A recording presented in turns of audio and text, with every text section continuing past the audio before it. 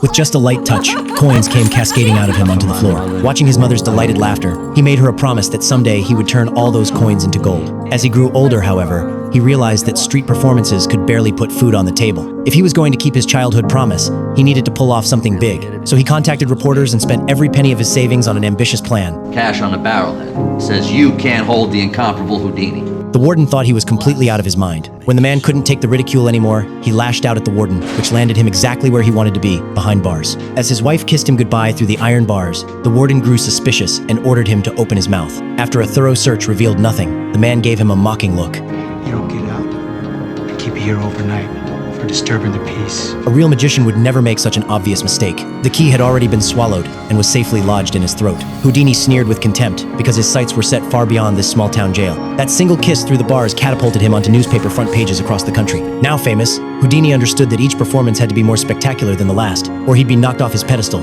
Just when Houdini was running out of ideas, he met Jim, a brilliant prop maker who demonstrated various magical devices to catch Houdini's attention. Jim quickly achieved his goal by showing Houdini a replica of new-style handcuffs he had created, complete with a key that could unlock them in seconds. Houdini agreed to take him on as an assistant, and his team was born. The Chicago Police Department challenged him to a showdown. This time, the police chief came fully prepared. He stripped Houdini naked, bound his hands and feet with iron chains, fitted him with a special mask, and even called in reporters from across the city to witness what he expected to be Houdini's humiliation. But the moment the door closed, something incredible happened. Houdini slowly opened his hands, revealing 6 fingers instead of 5.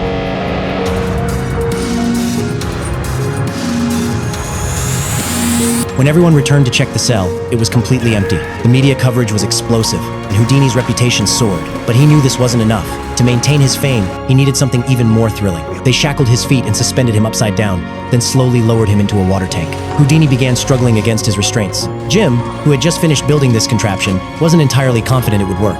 He watched his boss in the water tank with growing anxiety, and sure enough, disaster struck. When Houdini was about to give up and signal to be pulled out, the ankle restraints jammed and wouldn't open. Soon he was turning pale underwater, on the verge of drowning. Jim frantically swung an axe to shatter the glass, barely managing to save him in time. Surprisingly, Houdini didn't blame Jim for the mishap. Before long, they had moved the apparatus onto the stage. Houdini put on the ankle restraints as rehearsed, was suspended upside down and lowered into the water prison, and the lid was locked shut. This time, he was pushing human limits to the extreme. The audience held their breath as the minutes ticked by. Time stretched beyond what the human body should be able to endure, yet there was no sign of Houdini. The crowd grew restless, fearing the worst. His wife frantically signaled to Jim, who was starting to panic himself. He quickly called for the rescue team to intervene, but when the screen was pulled away, the water tank was completely empty.